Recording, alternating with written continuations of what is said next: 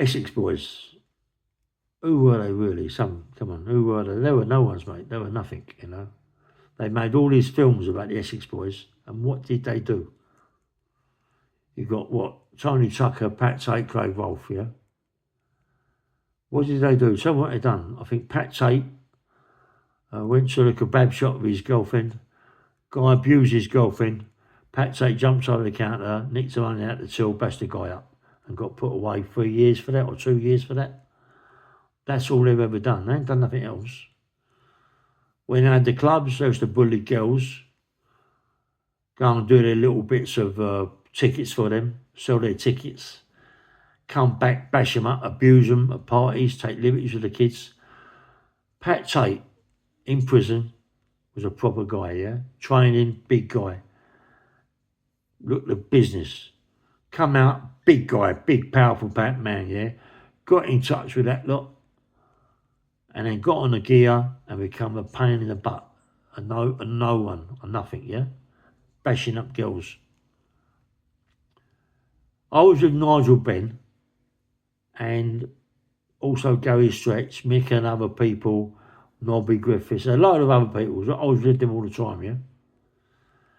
And I swear to God, all the time I was with them, right?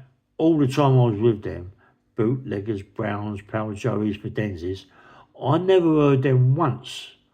I never heard once, right, Nigel Ben mention anyone from this Essex Boys. Never. He never mentioned them once to me. Now, in any company, that he's never mentioned them. Never ever heard them. Never. The only time I heard about them was when they got shot in the Range Rover.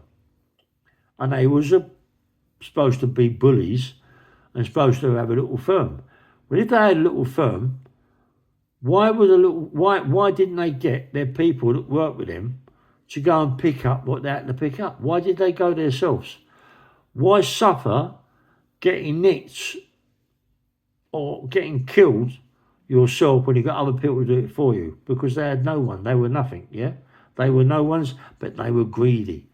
They were too greedy. Because if they hadn't gone themselves to pick that up, they're still more likely today been alive.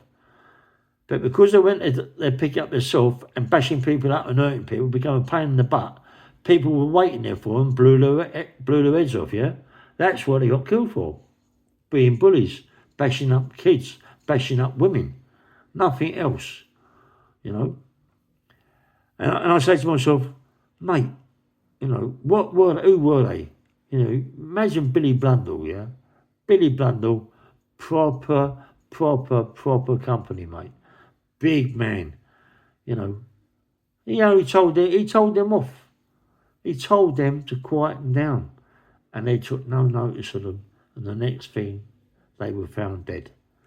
You know, people can only say to them, look, enough's enough, stop it, yeah? And if you don't take what they say as whatever, you've got to suffer the consequences. Could you imagine the other lot, the A lot, getting involved with them? They'd have buried them years ago. They'd have been put in a boat, took out to the ocean, wrapped up in chain wire, and put into the Thames or put into the sea. They would have gone. That's what they'd have done with them, mate. Because they were bully boys. They won't have bully boys wrapped around them. That ain't their game. They want of course they've got a big firm. They got a firm, but they're not bullies, mate. One thing they wasn't bullies. Anyway, bang bang roll.